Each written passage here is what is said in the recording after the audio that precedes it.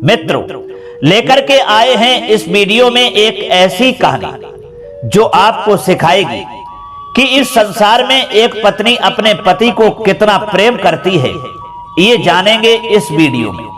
दोस्तों, हमें कैसे पता चले कि हमारी पत्नी हमसे कितना प्रेम करती है, अर्थात हमें कितना चाहती है, ये जानेंगे इस कहानी में। आपसे निवेदन करूंगा कि आप इस कहानी के लिए पूरा अवश्य सुने, तभी आपको पूरी जानकारी मिल पाएगी। मित्रों, कहानी शुरू करने के साथ साथ आपसे एक निवेदन और करूंगा कि आप यदि हमारे चैनल पर नए मेहमान दर्शक भाई बनकर के आए हैं, आपने अभी तक हमारा चैनल सब्सक्राइब नहीं किया है, तो मित्रों आपसे निवेदन है कि आप हमारे चैनल को भी सब्सक्राइब जरूर कर लें, बेल आइकन घंटी को भी अवश्य दबा दें, ताकि आपका एक सब्सक्राइब हमारे लिए महत्वपूर्ण बन सके और आपके लिए हमारी वीडियो का नोटिफिकेशन सबसे पहले प्राप्त हो सके। तो चलिए मित्रों, अब शुरू करते हैं ये कहानी। प्रिय दोस्तों, किसी शहर में एक राजा रहता था। उसकी उम्र 40 बरस की हो चुकी थी, फिर भी उसने शादी नहीं की थी। वो इसलिए कि उसकी पसंद की कोई लड़की ही उसे नहीं मिल रही थी। मित्रों, एक बार वह राजा जंगल में शिकार खेलने के लिए गया। वहां उसे एक कुटिया दिखाई दी, जहां पर एक बहुत ही सुंदर वेश्या रहती थी। वो इतनी सुंदर थी जैसे मालूम पड़ता था कि स्वर्ग से कोई अप्सरा आई हो। दोस्तों, राजा ने जब उसे देखा तो उस वेश्या पर मोहित हो गया और उससे विवाह करने की इच्छा करने लगा, जबकि उसे मालूम था कि यह एक वेश्या है। फिर भी उसकी सुंदरता ने उसे दीवाना बना दिया था और वह राजा अपने को रोक नहीं पाया और वेश्या के पास पहुंच ही गया। मित्रों, फिर वह राजा वेश्या से बोला कि मैं आपसे विवाह करना चाहता हूं। मैं आपके ऊपर पूर्ण रूप से मोहित हो चुका हूं। मैं आपके बगैर रह नहीं सकता, इसलिए मुझसे आप विवाह जरूर करें। दोस्तों, राजा की बात को सुनकर के वह वेश्या कहने लगी कि हे राजा साहब, आप अच्छी तरीका से हमें जानते हैं कि मैं एक वेश्या हूं और आप ये भी जानते हैं कि वेश्या किसी से प्रेम नहीं करती है। वेश्या का कोई धर्म नहीं होता है, वह केवल धन से प्रेम करती है। उसके लिए जहां धन अधिक मिलेगा वह वहीं जाएगी। आपको पता नहीं है कि हमारे जीवन में तुम्हारे जैसे कितने पुरुष आते हैं और चले जाते हैं, ये तुम नहीं जानते। दोस्तों, तब राजा ने वेश्या से कहा कि मैं आपके कहने का मतलब समझा नहीं, आप बताने की कृपा करें, क्या कहना चाहती हैं। तब वह वेश्या बोली कि हे राजा साहब, मैं आज तक कुमारी हूं, मेरा विवाह नहीं हुआ है, फिर भी मैं विवाहित का जीवन जी रही हूं। हमारे पास रोज एक नया पुरुष आता है और मेरे शरीर को हवस का शिकार बना करके चला जाता है, क्योंकि एक वेश्या होने के नाते ये सब मुझे करना पड़ता है। हे महाराज, मेरा आपसे निवेदन है कि आप पुनः अपने राज्य में चले जाएं, अपने घर के लिए चले जाएं और मुझसे विवाह करने की इच्छा प्रकट ना करें, क्योंकि आप एक राजा हैं और एक राजा वेश्या से विवाह करेगा तो आपका समाज में कितना अपमान होगा। ये राजा के लिए कदापि उचित नहीं है कि वह एक वेश्या से शादी करे। अरे, राजा को तो यही उचित है कि वह किसी राजा की राजकुमारी से विवाह करे और अपना उसे जीवन साथी चुने। इसलिए आप हमसे विवाह करने की इच्छा को प्रकट ना करें, उसको रद्द कर दें। आप अपने पुनः राज्य में वापस चले जाएं। प्रिय दोस्तों, वेश्या की बात को सुनकर के पुनः राजा ने कहा कि हे वेश्या, मैं जानता हूं तुम एक वेश्या हो, फिर भी मैं तुम्हारी सुंदरता पर पूर्ण तरीका से मोहित हो चुका हूं।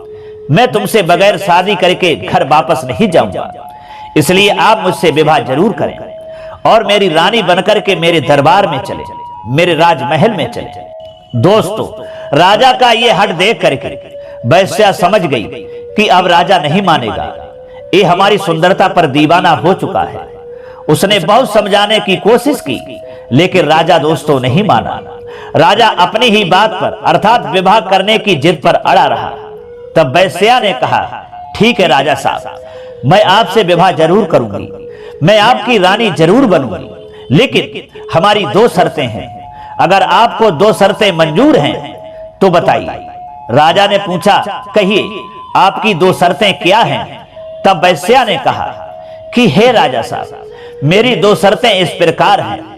पहली शर्त हमारी ये है कि हमारे पास 2 भेड़ें हैं, इनकी अच्छे तरीका से आपको देखभाल करनी पड़ेगी। आपको पता होना चाहिए इन्हें कोई परेशानी नहीं होनी चाहिए, और जिस दिन हमारी इन भेड़ों को परेशानी हुई उस दिन मैं आपको छोड़ करके चली जाऊंगी। और दूसरी शर्त हमारी यह है कि मैं आपके घर में जो भी करूं आप मुझे रोकेंगे नहीं, टोकेंगे नहीं, और जिस दिन आपने मुझे रोकने की और टोकने की कोशिश की उस दिन मैं आपको छोड़ करके, आपके घर को छोड़ करके हमेशा के लिए चली जाऊंगी। मित्रों, वह राजा वेश्या की सुंदरता पर इतना दीवाना था कि उसने बिना सोचे समझे ही वेश्या की दोनों शर्तें मान ली और कहा कि आप जैसा चाहती हो वैसा ही होगा, लेकिन आप हमसे विवाह करके मेरे राजमहल में अवश्य चलें, क्योंकि आपके बगैर मैं जिंदा नहीं रह सकता। आपसे मैं बहुत अधिक प्रेम करता हूं, आपके प्रेम के जाल में पूर्ण तरीका से मैं फंस चुका हूं, इसलिए देर ना करें और विवाह करके हमारे घर पर चलें। आप जो भी शर्तें अपनी बता रही हैं वो शर्तें पूरी करने के लिए मैं तैयार हूं। दोस्तों, राजा की बात को सुनकर के वह वेश्या राजा से विवाह करने के लिए तैयार हो जाती है। मित्रों, किसी ने कमाल की बात भी कही है कि कौआ अंधो रात में, दिन में उल्लू होए, और कामी अंधो रात दिन बुद्धि गई सबको। यानी जब मनुष्य के ऊपर, जब पुरुष के ऊपर काम का अत्यधिक प्रभाव पड़ता है और काम के मद में आकर के वह रीत रिवाज सब कुछ भूल जाता है और उसके लिए जीवन में कुछ नहीं दिखाई देता, केवल उसके लिए काम दिखाई देता है, जो हाल राजा का था। दोस्तों, फिर क्या होता है, वह राजा वेश्या को लेकर के अपने राजमहल में आता है और वही उनका विवाह हो जाता है। अब वह वेश्या राजा के साथ वहीं रहने लगती है, जबकि समाज में प्रजा के लोगों को यह बिल्कुल मंजूर नहीं था, लेकिन राजा से यह भी कोई कह नहीं सकता था कि आपने एक वेश्या के साथ विवाह क्यों किया। दोस्तों, अब राजा वेश्या के साथ शादी करके बड़ी प्रेम से अपने राजमहल में रहने लगा। वह राजा अपने राज दरबार को भी भूल चुका था, क्योंकि वेश्या के प्रेम में अंधा था। रात दिन वही वेश्या के साथ में ही राजमहल में रहता था। दोस्तों, इसी तरीका से उस वेश्या के लिए राजा के साथ में उनकी पत्नी बनकर के रहते रहते 4 वर्षें व्यतीत हो गई। इधर मित्रों, एक दिन की बात है, उस राजा के राज्य में कुछ चोर चोरी करने के लिए आए। अब इधर चोरी की तलाश में वे चोर घूमने लगे। चोरों को पता चला कि राजा के राजमहल में 2 भेड़ें पली हुई हैं। राजा उनकी अच्छे तरीका से देखभाल करता है। हमें लगता है कि कुछ ना कुछ उन भेड़ों के अंदर कोई खूबी जरूर है, इसलिए अब हमें उन भेड़ों को ही चुरा लेना चाहिए। मित्रों, यही सोचने के बाद में वह चोर जो थे उन भेड़ों को चुराने के लिए आते हैं और भेड़ों को खोल करके पकड़ करके चल देते हैं।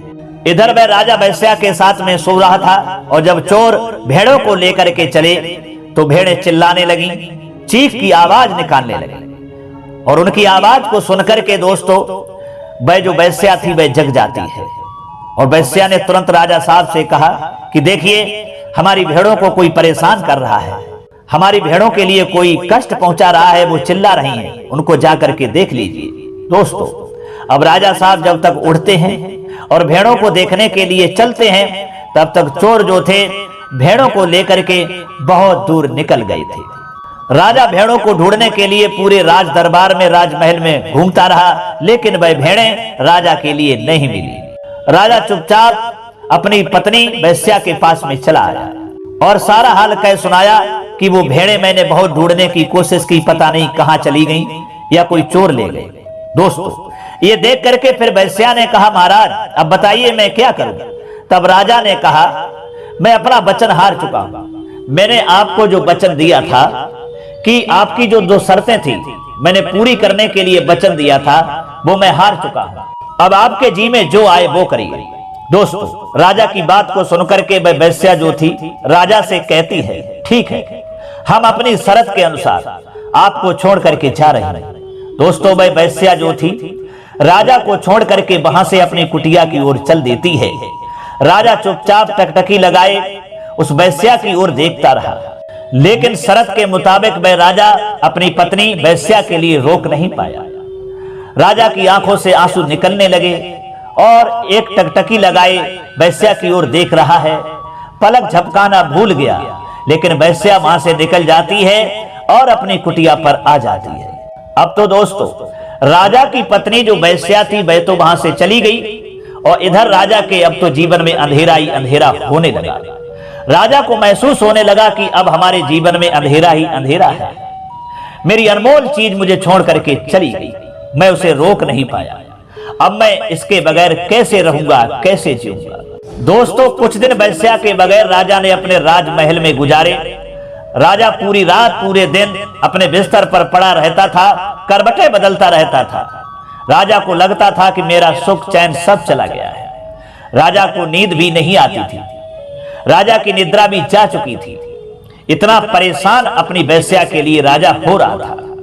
दोस्तों, कुछ दिन के बाद में जब राजा पर बिल्कुल रुका नहीं गया, राजा को वैश्या की बहुत याद आने लगी। तो एक दिन राजा अपने घोड़ा पर सवार होकर के उसी जंगल में गया जहां कुटिया में वैश्या रहती थी। राजा वैश्या के पास में पहुंचता है और वैश्या के सामने जाकर के राजा कहता है कि हे भद्रे, आप हमारी पत्नी हैं, शर्त के मुताबिक आप हमको छोड़ करके चली आई और आप जब से यहां आई हैं तब से मेरा सुख चैन सब चला गया है।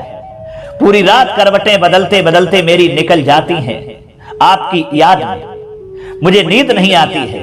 मैं आपके बगैर नहीं रह सकता, बिल्कुल नहीं रह सकता।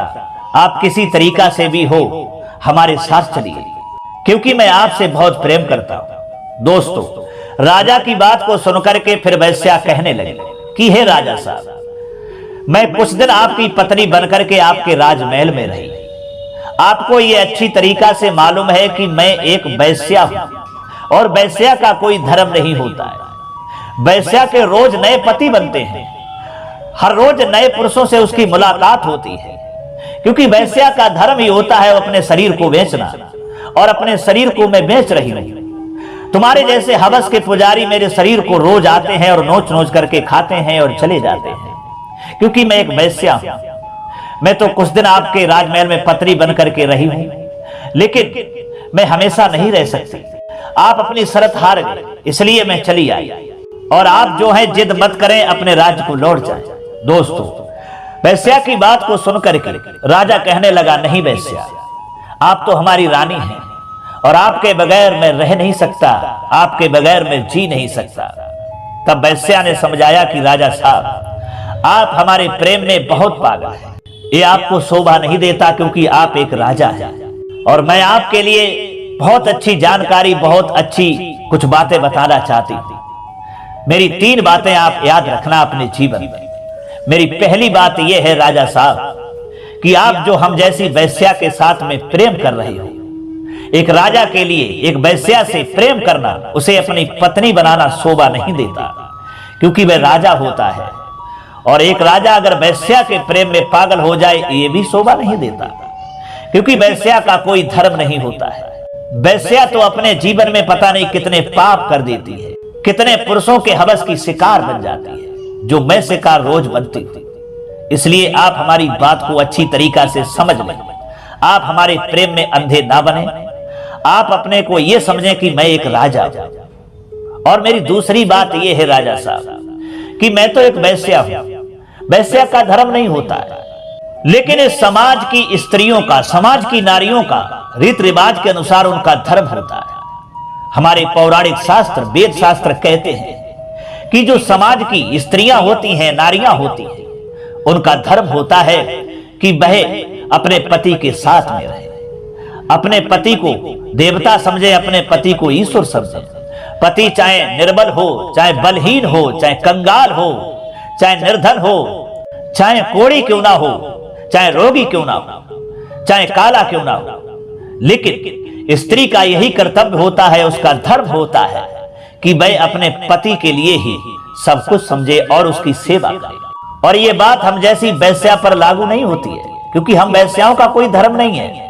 हम वैश्याओं के जीवन में पता नहीं कितने पाप होते हैं, इसलिए वैश्या तो वैश्या होती है। लेकिन समाज की जो नारियां हैं उनका धर्म होता है कि वो अपने पति की सेवा करें। और राजा साहब, यही धर्म पति के लिए भी बताया है कि पत्नी चाहे कैसी भी हो, चाहे काली हो, चाहे कलूटी हो, चाहे कैसी भी हो, लेकिन पति भी पत्नी व्रत धर्म का पालन करे और अपनी पत्नी तक ही सीमित रहे। वह दूसरी स्त्रियों के पास कदापि ना जाए, दूसरी स्त्रियों के साथ हवस का शिकार न बने। यही पति के लिए भी नियम होता है। जरूरी नहीं है कि पत्नी ही पतिव्रता का धर्म निभाए, पति का भी धर्म होता है कि पत्नी व्रत धर्म का पालन करे। और मेरी तीसरी बात यह है राजा साहब की जो समाज की स्त्रियां, समाज की नारी धन के लालच में अपने पति को छोड़ करके चली जाती हैं तो वो हमसे भी गई गुजरी होती है, क्योंकि हम तो वैश्या हैं। हमें जहां अधिक धन मिलेगा वहीं जाना पड़ेगा।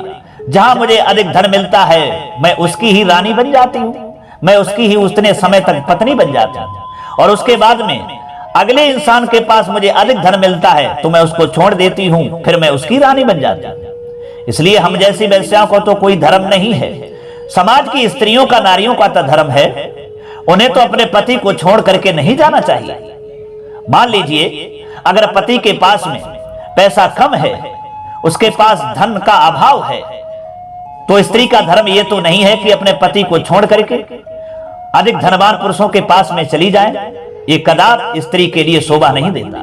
इसलिए स्त्री का धर्म होता है कि पति चाहे निर्धन क्यों ना हो लेकिन उसके साथ में ही रहे। और सुनिए राजा साहब, जो स्त्रियां पराये पुरुष के धन को देख करके, उनके धन के लालच में पड़ करके अपने पति को छोड़ देती हैं तो उन्हें ईश्वर भी माफ नहीं करता है और वो सारी जिंदगी कष्ट उठाती हैं और उनका परलोक बिगड़ जाता है। एक बात आपको और बताएंगे राजा साहब, जो स्त्री अपने पति से बार बार ये कहे कि मैं तुमसे बहुत प्रेम करती हूँ, अपने प्रेम को बार बार पति को जताए कि मैं तुमसे बहुत प्रेम करती हूँ, तो समझ लेना चाहिए कि वह हमें धोखा देने वाली है। कहने का तात्पर्य हमारा यह है कि पति पत्नी एक दूसरे को अपना प्रेम अधिक से प्रकट करें तो बात गड़बड़ हो जाती है, क्योंकि दोनों में से कोई अधिक समय तक रोक नहीं पाता है। कोई ना कोई किसी को छोड़ करके चला जाता है, या तो पत्नी पति को छोड़ देती है या पति पत्नी को छोड़ देता है। इसलिए पत्नी का धर्म होता है कि वह पति के साथ में रहे, पति चाहे गरीब क्यों ना हो।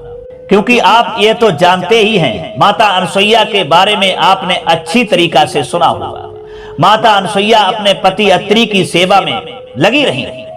उनके पास कुछ नहीं था, जंगल में कुटिया बना करके रहते थे, फिर भी माता अनसुईया अपने पतिव्रत धर्म का पालन किया था, पति की सेवा करती रही। यूं ही तीनों देवताओं के लिए 6 वर्ष का बच्चा नहीं बना दिया था, क्योंकि पति की सेवा का फल था, पति की सेवा की शक्ति थी, पतिव्रत धर्म की पावर थी, जो माता अनसुईया ने तीनों देवताओं के लिए 6 वर्ष का बालक बना दिया था। अगर वो माता अनसुईया चाहती कि हमारे पास धन होना चाहिए और हमारे पास धनवान पुरुष होना चाहिए तो वो अपने पति को छोड़ सकती थी, लेकिन कदापि नहीं, क्योंकि स्त्री का धर्म है। हमारे वेद शास्त्र कहते हैं कि पति गरीब क्यों ना हो लेकिन पत्नी अपने पति गरीब के पास में ही रहे और सेवा करे। और यही बात पुरुषों पर भी लागू है कि पत्नी को कदापि ना छोड़े, दूसरी स्त्री के प्रेम के जाल में कभी ना फंसे और अपनी स्त्री को प्रेम करें। यही हमारी बातें थी राजा साहब, जो हमारे समाज को शिक्षित करती हैं, प्रेरणा देती हैं कि इस दुनिया में स्त्री पुरुष अपने जीवन को इसी तरीका से व्यतीत करें। हम जैसी वैश्याओं के चक्कर में ना पड़े, जो आप हमारे चक्कर में पड़े हुए हैं और आप हमारे प्रेम में अंधे हैं, पागल हैं। मैंने कहा ना कि मेरा एक पुरुष नहीं है, मेरे अनेकों पुरुष हैं, मेरी अनेकों पुरुषों से मुलाकात होती है। इसलिए राजा साहब, आप अपने पुनः राज्य में चले जाएं और कई अच्छी राजकुमारी से अपना विवाह करें, जिससे आपकी प्रजा, आपका समाज आपको इजाजत दे और प्रसन्न हो सके। दोस्तों, उस वैश्या की बात को सुनकर के वह राजा जो था समझ जाता है कि मैं गलत रास्ते पर जा रहा हूं। उसके बाद में वैश्या से क्षमा मांगता है और वह राजा पुनः अपने राज्य में लौट आता है और फिर एक दूसरे शहर के राजा की लड़की राजकुमारी से विवाह करता है और उसके बाद में अपने राज्य में आनंद से रहने लगता है।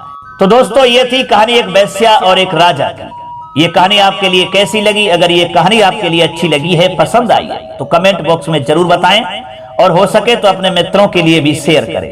अब क्षमा चाहते हैं, पुनः मुलाकात होगी अगली वीडियो में किसी और नई चर्चा में। तब तक के लिए सब्सक्राइबर बंधुओं एवं दर्शक भाइयों के लिए राधे कृष्णा, ओम नमः शिवाय।